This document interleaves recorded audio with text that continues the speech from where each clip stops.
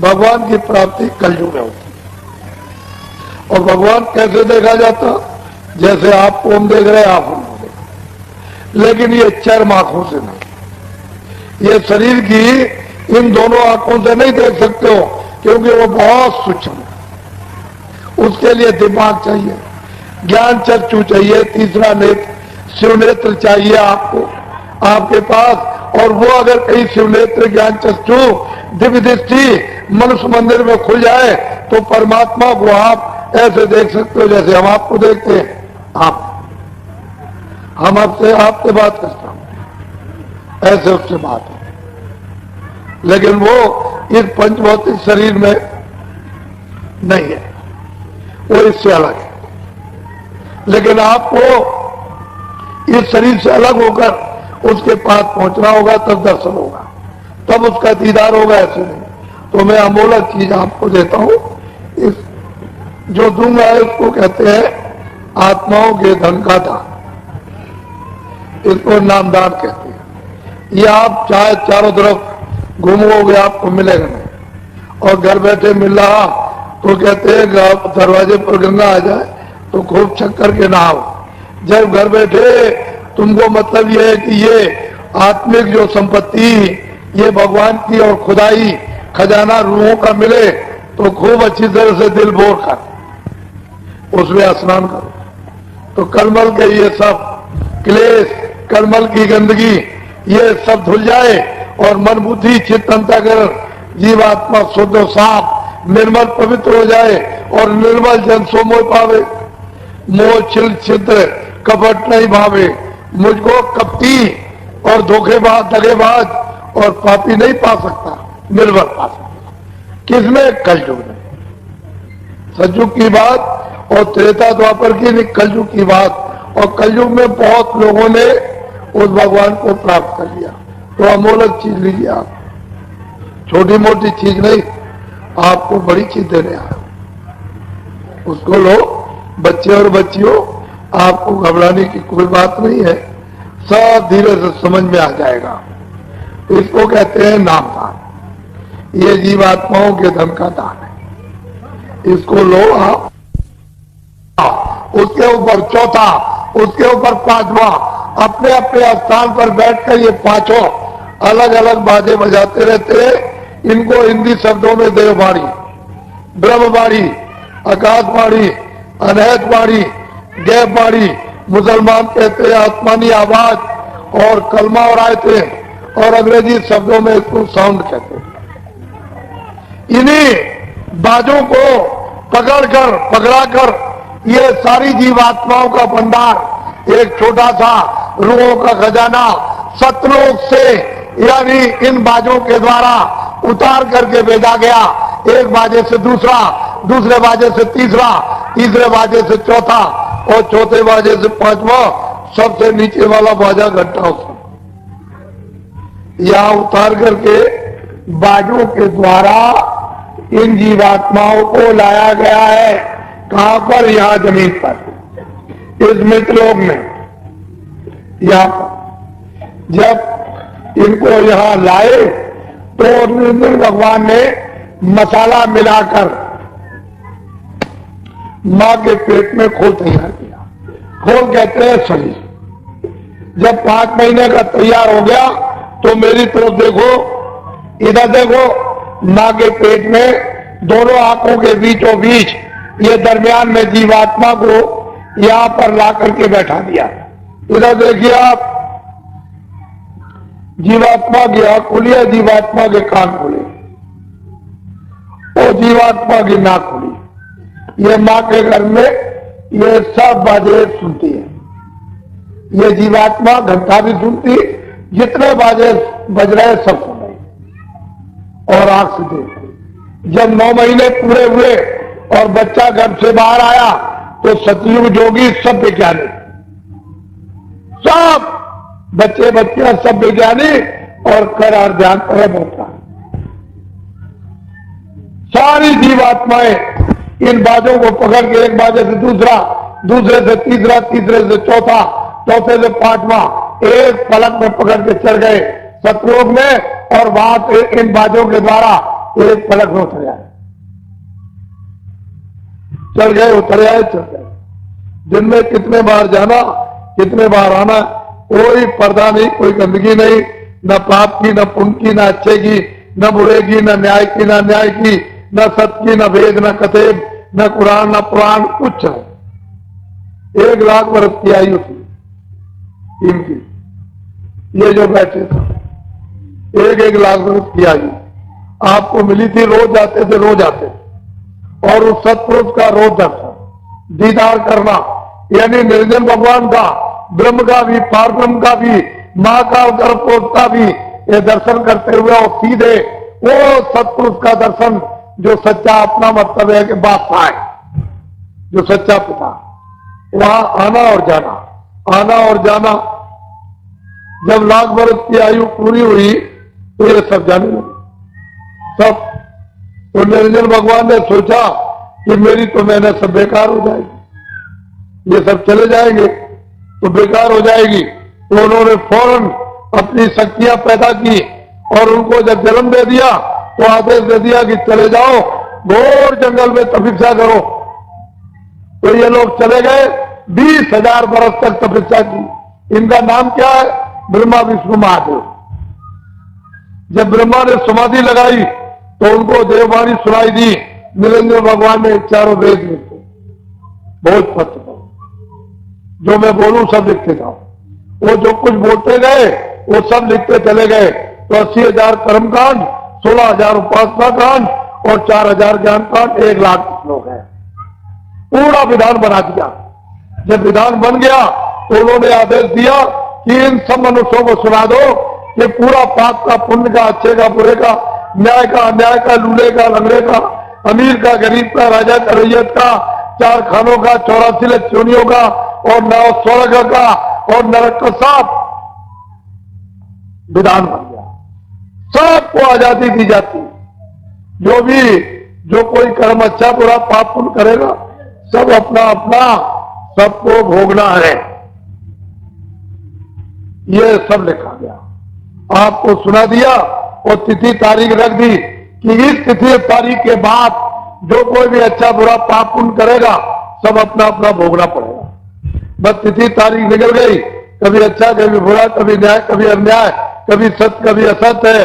ये आपने जो कर, पहले तो कोई बुरा करता ही नहीं था, कितने जो भूत बीत गए, उसके बाद एक बुरा हो गया, फिर कितने जो बीत गए तो 2 बुरे हो गए, फिर कितने मतलब 4 बुरे हो गए, धीरे धीरे धीरे धीरे धीरे धीरे। तो दोनों की गंदगी, अच्छे की भी गंदगी, पाप की भी गंदगी, पुण्य की भी गंदगी, ये सब गंदगी जमा धीरे धीरे अंतर में बहुत बड़ा आकाश उसमें जमा होने लगी। जब धीरे धीरे जमा होते होते आकाश मटमैला होने लगा तो आंख से कम दिखाई देने लगा, कानों से कम सुनाई और नाक से कम यानी सूंघने को मिलने लगा। तो धीरे धीरे कोई ज्यादा आपसे बुरे काम बन गए होंगे, तो जैसे बादल काले आते हैं चट्टान लगा करके सामने खड़े हो गए, ऐसे ही काली चट्टान यानी काले पर्दों की सामने जमा हो गई। तो आंख बंद हो गई, कान और नाक, तो जीवात्मा एकदम अंधकार में गिर गई। तो आपका आधार छूट गया, नाम छूट गया, सब छूट गया, बाजे छूट गए, देववाणी छूट गई, आसमानी आवाज छूट गई, कलमा छूट गया, अंधकार में गई। बस अब आप रास्ता जंगल में यानी भटक गए। तो अच्छा करो, पाप करो, पुण्य करो, बस यहीं पर फिर मतलब है 4 खानों में, 84 लाख योनियों में, फिर कभी मनुष्य शरीर मिला तो फिर पाप किया, पुण्य किया, फिर 4 खानों में चले। जब से जीवात्मा आई अभी तक आपने वापस नहीं अपने घर में नहीं ले जा सके, यही बस बराबर यहीं पर पाप पुण्य 4 खानों में, 84 लाख योनि, नरकों में, फिर कितने युगों के बाद मनुष्य शरीर मिले, फिर इसी में आप पाप पुण्य में फंसते। ये जीवात्मा अभी तक नहीं वापस गई। तो आपको क्या करना उसको समझ लो। इधर देखो, 3 चीजें मैं आपको बताता हूं, पहला भजन, दूसरा ध्यान और तीसरा सुना। समझ लोगे आप, भजन कर लोगे, जल्दी जीवात्मा जाग जाएगी। नहीं समझोगे कितने युग और भी जाएंगे और ये मनुष्य शरीर तो फिर मिलना ही नहीं। तो पहले समझ लो, मेरी तरफ इधर देखो, कानों के सुनने का नाम है भजन, आंख से देखना इसको कहते हैं ध्यान, और सुमरन यानी नाम लेना, रूप को याद करना, ये कहते हैं सुमरन। तीनों चीजें अलग है, सुमरन अलग है, ध्यान अलग है, भजन। इधर देखो, शरीर में एक कान इधर, एक कान इधर, कितने कान हुए? जोर से बोलो, 2 हो गए कान। इधर देखो, शरीर में एक आंख इधर, एक इधर, कितनी आंख हुई? 2 आंख हो गई। शरीर में एक नाक इधर, एक नाक इधर, कितनी नाक हुई? 2 नाक। तो 2 आंख, 2 कान, 2 नाक शरीर में। अब मेरी तरफ देखो, ये जीवात्मा दोनों आंखों के मध्य भाग दरमियान में बैठी हुई, उस जीवात्मा में एक कान और शरीर में 2 कान, कितने कान हुए? 3 कान हो गए। फिर बोलो, कितने कान? 3 कान हो गए। ये जीवात्मा बैठी हुई है, उस जीवात्मा में एक आंख और शरीर में 2 आंखें, कितनी आंख हुई? कितनी आंखें हुई? 3 आंख हो गई। ये जीवात्मा बैठी हुई है, उस जीवात्मा में एक नाक और शरीर में 2 नाक, कितनी नाक हुई? कितनी नाक हुई? तो आज आपको ये पता चल रहा कि 3 आंख है, 3 कान है, 3 नाक। पहले तो किसी ने नहीं बताया। 2 आंख, 2 कान, 2 नाक शरीर में, एक आंख, एक कान, एक नाक जीवात्मा में। जब ये सतलोक में थी तो इसमें कुदरती आंख, कुदरती नाक, कुदरती कान, वहां इसमें कुदरती थे जब इस पर कोई भी पर्दा नहीं था, किसी तरह की गंदगी का पर्दा नहीं था। तो ये आंख खुली थी, कान खुले थे और नाक खुली हुई थी, कोई पर्दा नहीं था। लेकिन जब ये पर्दों के अंतर्गत आई तो फिर इसमें 3 आंख, 3 कान, 3 नाक हो गए। अब 3 आंख है, 3 कान है, 3 नाक। तो अब 2 आंख और कान और नाक तो शरीर में है और एक आंख, एक कान, एक जीवात्मा में। तो भजन कैसे करोगे? तो समझ लो, दिन में काम करना, खेती, दुकान, दफ्तर का पहले, शाम को बच्चों की सेवा करो। अब ये 2 काम आपने अपने पूरे गृहस्थी में कर लिए, कोई काम नहीं रहा तो सोने जब जाओ तो चारपाई पे बैठ जाओ और सोने के पहले 15 मिनट हमको समय दे देना भजन में। 15 मिनट हमको समय देना भजन में। कैसे भजन करोगे? सीधे चारपाई पे लेट जाना, ये अपनी दोनों आंखें बंद कर लेना। इधर देखो आप, शरीर की दोनों आंखें बंद, ये दोनों उंगलियां कपड़ा हटा करके धीरे से कान के अंदर डाल के दोनों कान बंद कर लेना। आंख भी बंद, कान भी बंद, न बाहर से देखना, न बाहर से सुनना। 15 मिनट में आंख खोलना, न कान खोलना। इधर देखो, इधर देखो, ये जीवात्मा बैठी हुई है दोनों आंखों के बीचों बीच। इसमें एक कान है, जीवात्मा में एक कान है। इस जीवात्मा के चारों तरफ मन, बुद्धि, चित्त और अहंकार, ये चारों तरफ बैठे हुए, मन, बुद्धि, चित्त और अहंकार। आपको क्या करना है? ये आंख बाहर की बंद कर लेना और ये दोनों उंगलियां कान पे। इधर देखो मेरी तरफ, ये जीवात्मा बैठी हुई है, उसमें एक कान है।